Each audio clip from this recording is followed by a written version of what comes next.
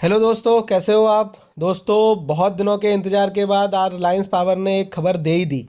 और ये खबर क्या है और इसका क्या इम्पैक्ट पड़ने वाला है शेयर पे, ये हम आपको बताते हैं।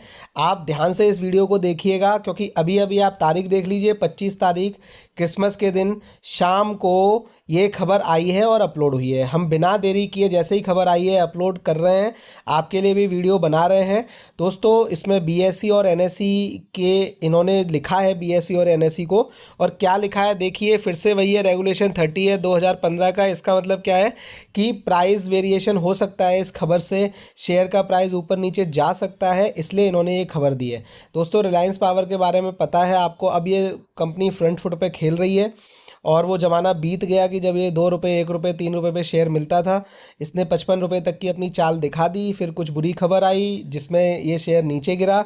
लेकिन नीचे भी मैंने कहा था, सबको बोला था, और फिर अभी कि ये मौका है। और अभी भी दोस्तों मैं ये कह रहा हूँ कि अभी दिसंबर का एंड और 15-20 जनवरी के टाइम पे जब ट्रम्प हैं अपनी शपथ लेंगे, उसके बाद खुद वो लेंगे, तो 1, 5, 10 फरवरी तक का टाइम है आपके लिए बाइंग के लिए। उस तक अगर आप बाइंग नहीं कर पाए, ठीक है, तो फिर आप बाई नहीं कर पाओगे। फिर अब मार्केट भी बढ़ेगा, सब कुछ बढ़ेगा, फिर आप जाके ऊपर बाई करोगे, फिर बाद में परेशान होगे। तो दोस्तों, वीडियो को लास्ट तक देखिएगा। शुरुआत करते हैं। ये देखिए दोस्तों, ये कह रहे हैं कि pursuant to regulation 30 of the listing regulation, we wish to inform you that the board of directors of the company have appointed doctor Thomas Mathew, जिनका डिन नंबर दिया है, as an independent director who has superheaded reforms in the Ministry of Defense and published numerous articles in major newspapers and has led Indian delegation at various international conferences including the US Department of Defense and Stanford University। तो दोस्तों, इन्होंने आज अपने board में doctor Thomas Matthew जी को appoint किया है as a independent director. पहली चीज़, इनका एक्सपीरियंस दोस्तों बड़ा ज़बरदस्त है। ये भारत सरकार की मिनिस्ट्री ऑफ डिफेंस में ब्यूरोक्रेट रहे हैं, और वहाँ पर as a bureaucrat, senior bureaucrat रहते हुए इन्होंने बहुत सारे आर्टिकल्स अपने छापे हैं न्यूज़पेपर्स में और बहुत सारे जर्नल्स में। और इन्होंने गवर्नमेंट के लिए बहुत काम किया है, और इनके साथ बहुत सारे डेलीगेशंस लेके गए हैं ये इंटरनेशनल कॉन्फ्रेंसेस के लिए, जहाँ पर यूएस डिफेंस जो एंड स्टैनफोर्ड यूनिवर्सिटी है, तो यूएस के साथ इनके अच्छी चीज़ें हैं, अच्छी समझ है। यूएस की मार्केट को ये समझते हैं, वहाँ की ब्यूरोक्रेसी को समझते हैं, वहाँ की गवर्नमेंट को समझते हैं। तो दोस्तों, रिलायंस पावर का आप स्ट्रेटेजिक व्यू पॉइंट देख सकते हैं कि ये ऐसे व्यक्ति को लेके आए हैं जिनका बहुत ही ज़्यादा एक्सपीरियंस अच्छा है और जिनका डिफेंस में भी बहुत ज़्यादा है। तो रिलायंस पावर कहीं डिफेंस में घुसने का अपना मन तो नहीं बना रहा।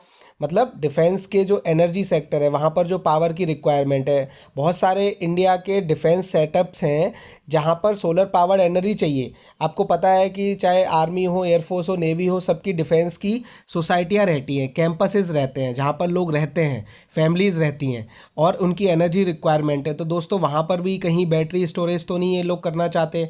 तो इस तरीके से आप एनालाइज कर सकते हो। ये एनालाइज आपको करना पड़ेगा कि भाई ये पावर की कंपनी है, लेकिन इन्होंने मिनिस्ट्री ऑफ डिफेंस के बंदे को क्यों चुना।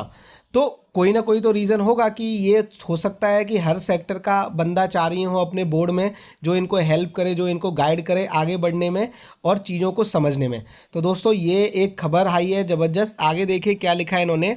The requested disclosure pursuant to regulation 30 of the listing regulation read with SEBI. तो ये बता दिया। और ये जो बोर्ड मीटिंग हुई है, देखिए दोस्तों, ये बोर्ड ऑफ डायरेक्टर्स 6 बजे मीटिंग शुरू हुई और 7 बजे ख़त्म हो गई। तो दोस्तों देखिए, ये 6-7 बजे ख़त्म हो गई मीटिंग। उसके बाद एक कागज़ छपा, सब कुछ हुआ, आया, और हम आपके पास तुरंत इतनी जल्दी लेके आ गए। आप वो देखिए। अब दोस्तों, शेयर पे क्या इफेक्ट पड़ेगा। देखिए दोस्तों, पिछली जो ट्रेडिंग सेशन में शेयर था तो ऊपर ही बढ़ के बंद हुआ, और अब यहाँ से क्या है कि पॉजिटिव न्यूज़ है। और इस पॉजिटिव न्यूज़ में दोस्तों हमें लगता है कि कल पॉजिटिव प्राइस इम्पैक्ट ही रहेगा, और इसको 50 रुपये का बहुत रेसिस्टेंस मिल रहा है। अगर ये 50 रुपये पार कर जाएगा तो दोस्तों ये एकदम से सीधा अपना जो प्रीवियस हाई है इसका 53-54 रुपये, वो ये पार कर देगा, और फिर ये सीधा 65-70 पे जाके रुकेगा, ऐसा हमारा मानना है।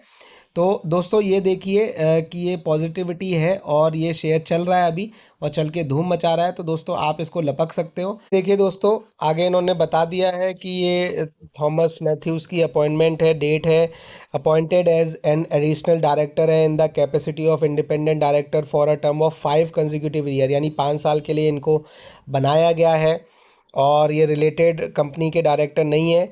और अदर डिटेल में देखिए कि doctor Thomas Matthew is not debarred from holding the office of director by virtue of SEBI. तो इनके खिलाफ कोई भी नेगेटिव पॉइंट नहीं है। और आगे देखते हैं दोस्तों इनकी प्रोफाइल है। तो ये देखिए ब्रीफ प्रोफाइल है, इसको आप समझिए कि doctor Thomas Matthew has married a degree in arts from the university of Delhi and a law degree from campus law centre second faculty of law. He also earned a master's, MPhil and PhD from Jawaharlal Nehru University with experience in Ministry of Finance, Ministry of Defense. He has led Indian delegation at various international conferences including US department of defence and Stanford university. तो दोस्तों बहुत पढ़े लिखे हैं, ministry of finance में काम किया है, डिफेंस में काम किया है, मतलब इनका जो एक्सपीरियंस है वो एकदम ज़बरदस्त तरीके का है। उसके बाद आप देखिए कि he super headed reforms in ministry of defence and publish numerous articles in major newspaper. तो बहुत सारे न्यूज़पेपर्स के लिए आर्टिकल भी लिखते हैं। As additional secretary to president Pranab Mukherjee ही ऑथर्ड 2 बुक्स। तो दोस्तों ये एडिशनल सेक्रेटरी थे प्रेसिडेंट प्रणब मुखर्जी के, सोचिए कितनी ज़बरदस्त पोस्ट पे थे। और इन्होंने 2 किताबें भी लिखी हैं, the winged wonder of Rashtrapati Bhavan and aboard under the dome, which were presented to visiting head of the state. He is also a director on the board of Reliance Infrastructure, area life space limited and Reliance general insurance company. तो दोस्तों ये बहुत ही important person है अनिल अंबानी जी के लिए, आप ये समझ लीजिए। रिलायंस इंफ्रा में ये बोर्ड ऑफ डायरेक्टर्स में है, रिलायंस दूसरी कंपनी है रिलायंस जनरल इंश्योरेंस ग्रुप, उसमें है। तो दोस्तों ये बहुत ही इंपॉर्टेंट शख्स है आज के टाइम में। तो ये कहीं ना कहीं अपना पूरा का पूरा जो इनकी नॉलेज है, एक्सपीरियंस है, उसको रिलायंस पावर को आगे ले जाने में लगाएंगे और ये कंपनी के लिए, शेयर होल्डर्स के लिए और पूरे ग्रुप के लिए बहुत अच्छी बात है। तो दोस्तों ये इन्फॉर्मेशन आपको अच्छी लगी तो प्लीज़ लाइक कर दीजिएगा, अपने आप को रोकिए मत, चैनल पर नए हैं तो सब्सक्राइब कर लीजिएगा, बेल आइकन प्रेस कर लीजिएगा। और दोस्तों प्लीज़ प्लीज़ प्लीज़ आप इसको शेयर करिएगा ताकि दोस्तों अगर ये वीडियो अच्छा लगे तो लोग इसको देखें। आपका कुछ नहीं जाएगा पर हमारी व्यूवरशिप बढ़ जाएगी। धन्यवाद दोस्तों, ऑल द बेस्ट।